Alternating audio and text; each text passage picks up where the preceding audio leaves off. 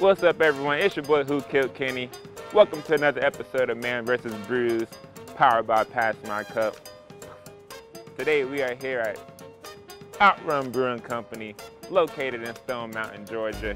If you're ever in the area, make sure you stop by. We're gonna do a brew tour.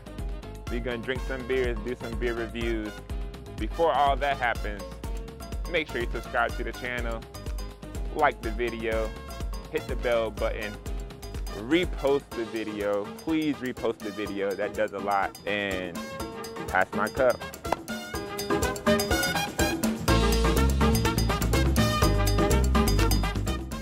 So Mr. Josh, what do we have going on here today? This is all the beers on right now. We got 2 new beers coming, which I will get you later. But this is our Low Life Light Lager. It's kind of our take on, like, you know, Miller Lite, Miller High Life, that kind of thing, but dry hopped with a French hop called Brewz.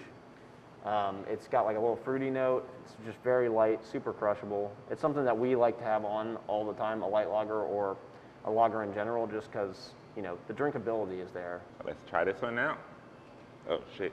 I like the aroma, nice fruity aroma. Smells light. Nice foam, definitely. Nice and fresh pour. Very crushable, very light. Thank you. Very crisp, for sure. Nice poolside drink. Gotta crush it. What we have next? So next is our Dunkel. It's one of my personal favorite beers. You know, it's a little chocolatey, but it's still light, not too much roast, and just a touch of sweetness. I like it because it goes down so easy, similar to the light lager, but it's just got a little bit more of those like winter flavors and fall. Like, it's just a nice kind of winter fall, you know, non-summer lager, but equally as crushable, I think. And you know, it's just got more intense flavor, which I really like. Oh, let me see how that tastes. Nice chocolate smell. Chocolate and malty.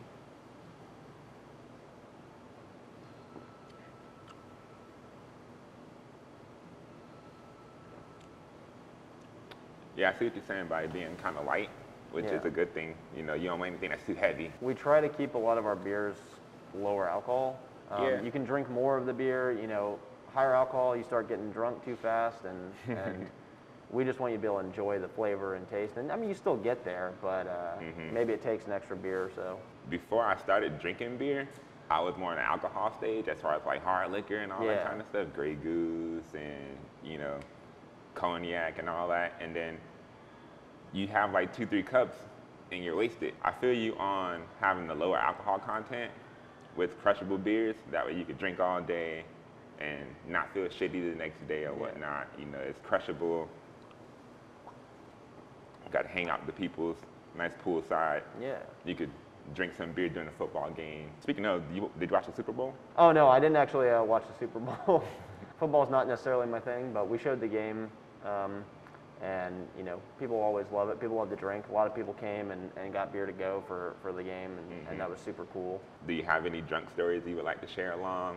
I was just talking about a couple of them the other day with my boys. I mean, not a lot.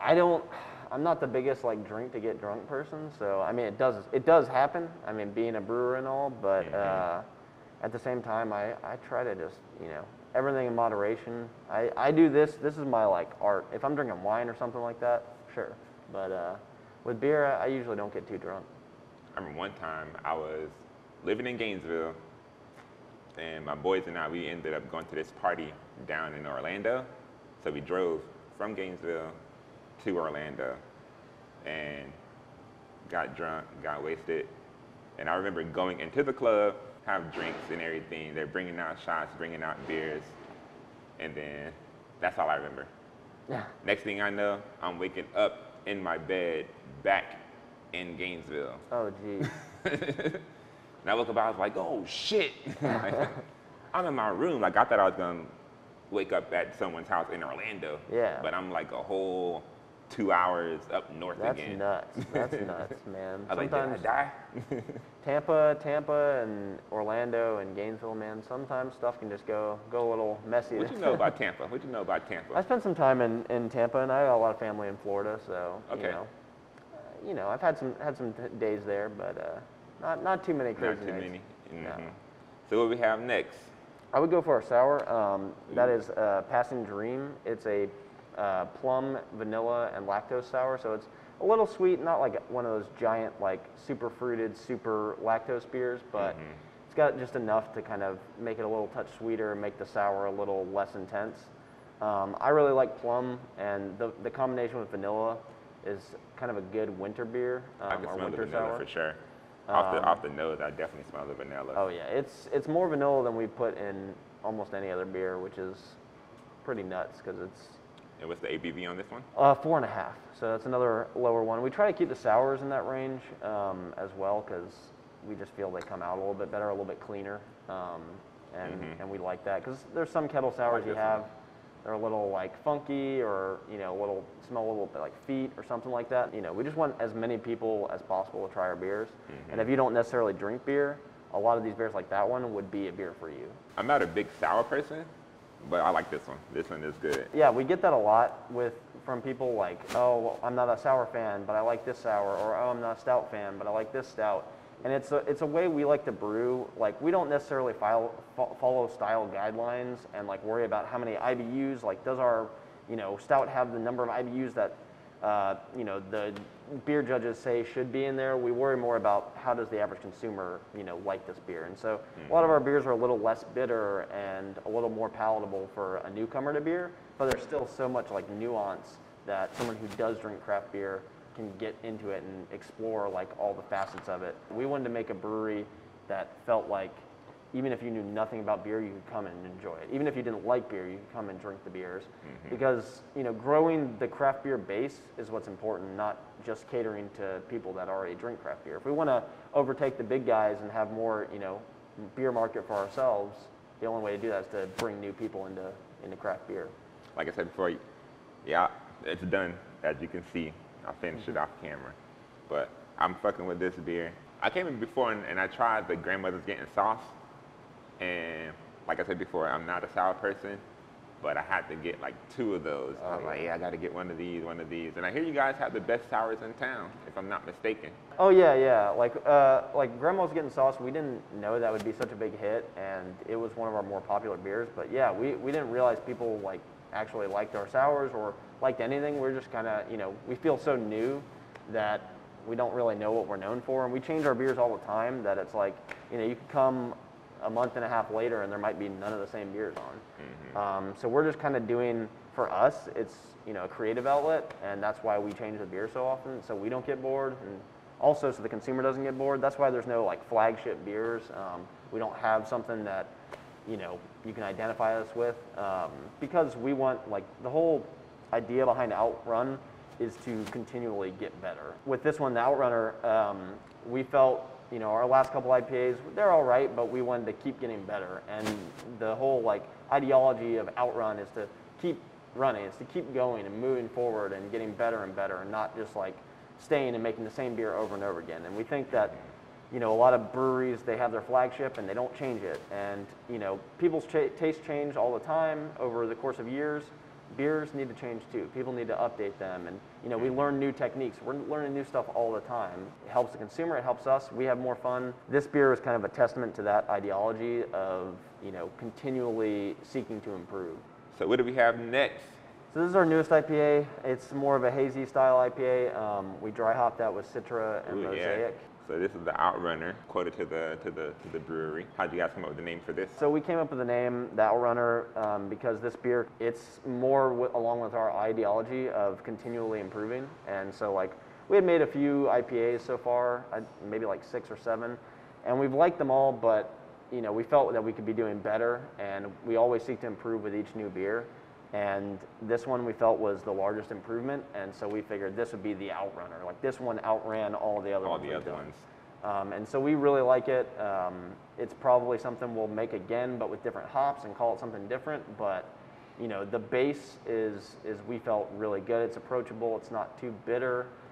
It's a little sweet. It's got, you know, a big aroma, but, you know, even someone who doesn't like IPAs, like I personally am not a big IPA guy, but this is something that I can drink a lot of, and I really like that. And to be honest, I wasn't that much of an IPA person myself, but as I got into craft beer and got into home brewing, I thought to myself, well, I have to open up my mind, open up my taste palettes to different kinds of beers. I had to start off with the IPAs, and I found one IPA that I really liked. From there, it was just, okay, let me try the next one, let me try the next one, let me try the next one. I did get confused and bamboozled one time with the West Coast IPA. West Coast IPA is New England IPA is completely different. Here we got the Outrunner, which is, you know, more of like introductory IPA. It's less bitter, you know, it's smooth, it's very aromatic. And then we have that West Coast style, which, like, for me, I almost gravitate towards that more because it's a little boozy, and it's like, it's just got a nostalgic feel. Like when I first started drinking craft beer, that was the kind of IPA that was all the rage. I mean, now, you know, it's all about the hazies, and times change, and we feel like it'll eventually circle back, just like everything's all about the 80s now and 90s and whatever, for whatever reason. And we feel like, you know, West Coast style is due for a comeback, and we like brewing them, we like drinking them, so I don't know, throwing it back in a way. But yeah, it's all about, I think, like you said, you found that one IPA that you like, and that helps you learn, really, like, appreciate that style of beer. And I think for everyone, it's just that one beer that changes their mind on everything. But yeah, I like the smell. I love the smell. It's very, very citrusy, very fruity, very light as well. And it's not super hoppy, which is the cool thing. You still get the hops in there, but it's not like overbearing. One to be crushed for sure. And last but not least, what do we have over here? So this is Alpine Crush. This is our double IPA. Like I mentioned before, it's kind of a throwback to the West Coast style, the era of, you know, it's all about the number of IBUs you have and how bitter can you make this beer, and it's a little malty, and that's something that's kind of faded away, and we just wanted to bring it back and kind of remind people, you know, of a different time of beer as well. It's good. It's fun to brew old school styles a little bit more. I know I say old school, but that's like, you know, 10 years ago. It's not too old. I like the smell on here. Got a nice little smell of maltiness in here. A little citrus, but not too much. Clarity is awesome. I like that. My first double IPA that I've ever had, West Coast style, was on accident, actually. One of my cousins decided to surprise me with a little gift, I guess, you know. So went to the store, came back home. He's like, yo, I got some beer for you. And I was like, all right, bet. Some craft beer stuff. I got to look at it. I don't know how they did this, but it was a whole 6-pack full of the wrong beer. I was like, it's not adding up, you know? I didn't expect for you to know that, but somebody fucked up, you know what I'm saying? Not to mention any names. I was like, well, it's here. I got to try it out and see how it is. First time ever having a West Coast IPA, and it was like punching with hops and everything. My first sip, obviously, I was like, oh shit, this is too much. But as I started to, you know, sip along with that, I was like, well, I gotta finish it. My overall take on them, I like this one. It's very light. This can almost pass as a regular IPA. You can't even. Yeah, you can't even tell. A lot of our beers are on the lighter side, and we try to keep things that way. Like I said, it's all about drinkability, and we want to hide that alcohol as much as possible. And, you know, through years of brewing experience and stuff like that, we try to balance these beers in a way so that you can get some of these extreme flavors. Like a West Coast IPA, I would say, is like extreme. It's all about bitterness, about, you know, for a lot of them, ABV and all that. And so we wanted to make it in a way, and still, like, it's still a West Coast style, but it's still in our style a little bit. Right. Where, you know, like we've said, it's drinkable. It's much, you know, easier to have like a couple of those than it is to do some others. Not even drinkable, but crushable for sure. Like, thank you. Definitely crushable. All these beers that I've had, definitely crushable. Great beers, man. So thank you. I would like to know, how do you make these beers coming from Brewhouse into the glasses? Yeah, we can go on back. Macho Man Randy Savage. Yeah. All of our tanks are named after wrestlers because we, you know, we've got our our 80s theme a little bit, but we also love like professional wrestling and kind of like this whole Miami, Florida, 80s kind of thing too. Lot of Dale. But yeah, this is our brew house. It's a 5-barrel with our hot water, which is our hot liquor tank, is underneath. It's pretty small. It's not like the fanciest of brew houses, but we like it. For us, we didn't want to go too big because we wanted to be able to keep our hand in the beer a little bit more, not like physically, but we like to, use real ingredients and things like that where, the bigger brew house, you're brewing on a 30-barrel brew house or something like that, it's almost impossible to get like fresh peaches or fresh, anything. Or if it is, it's just insanely expensive and time consuming. But for us, it's like we can do kind of any beer we want to pretty easily because, hey, we only need a couple 100 pounds of fruit to do a batch or something. And we really like that, and we like just kind of the ease of being able to kind of make the beers differently on it. Some of the bigger brew houses, they're a little more cookie cutter, but for us, we can do a multitude of different things. And you guys only do like 4 at a time? Yeah, so we have 4 fermenters right now, and these can be stacked on top of each other, so eventually we can put more in. And we plan to do that eventually, but right now we're kind of, it's a little slower in the winter and just starting out. So, but yeah, we brew here, mash in, this is our mash tun, and eventually it all transfers to our boil kettle. And we go directly from that boil kettle straight to these tanks. It's a couple of feet, and then we transfer them out into these bright tanks, which our cold room is full of these. Not full, but there's 5 or 6 of these that we have. And so when a beer is done, pump it into here, and it goes directly into the tap. And so this is what's hooked up to our taps. And so the beer is never, it's not going out, it's not being shipped. It's going 10 feet from where it is. And this allows us to have more control. Like if we want to dump a beer, we can dump a beer. Do you guys plan on doing any distribution, or is it just going to be mainly in-house?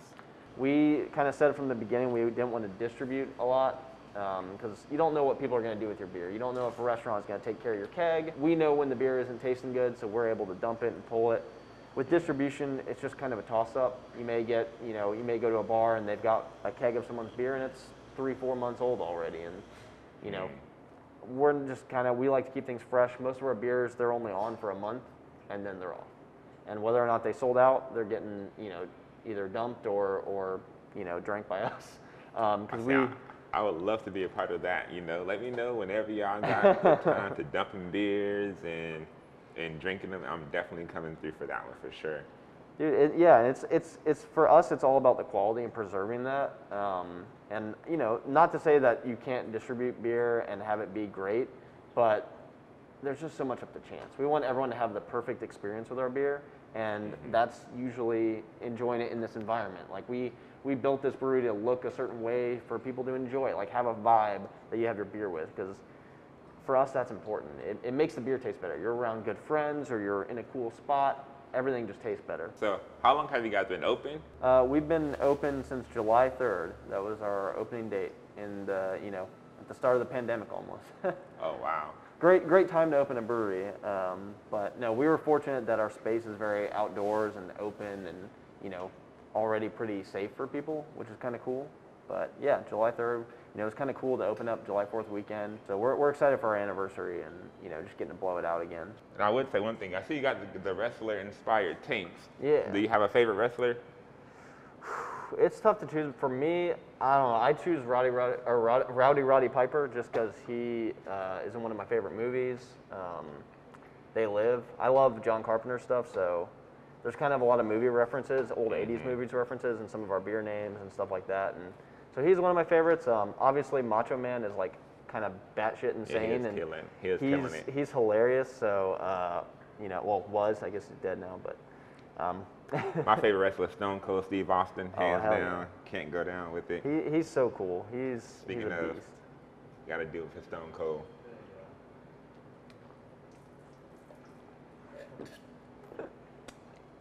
Oh hell yeah! You gotta do it for Stone Cold, man. You gotta. Here we have MANvsBREWZ Outrun's first bottle, but it's not even in the bottle yet. MANvsBREWZ. First person to ever try this right here. Let's let y'all know how it tastes. Ooh. Does it have like a peanut butter in there? No, it's a blackberry, vanilla, and passion fruit. And then this here is also in bottles, our newest stout, which is Espresso Flamingo. And that is chocolate, vanilla, strawberry, and cocoa with a little bit of coffee. And it's a 8.5% stout. It's pretty awesome. Here we have another first take MANvsBREWZ exclusive. It's not even out on the streets just yet. And it's gonna be Outrun's first bottled beer. Here's our first take.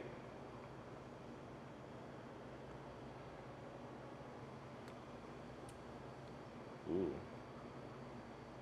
Yeah, I'm digging this one for sure.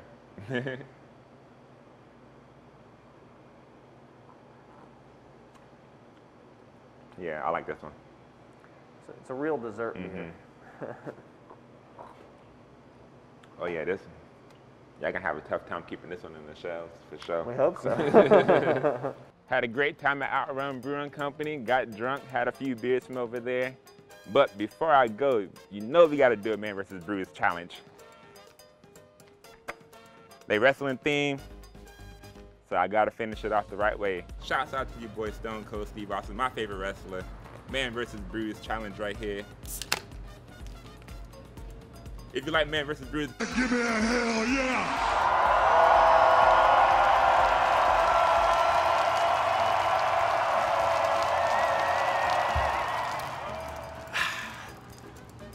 MANvsBREWZ.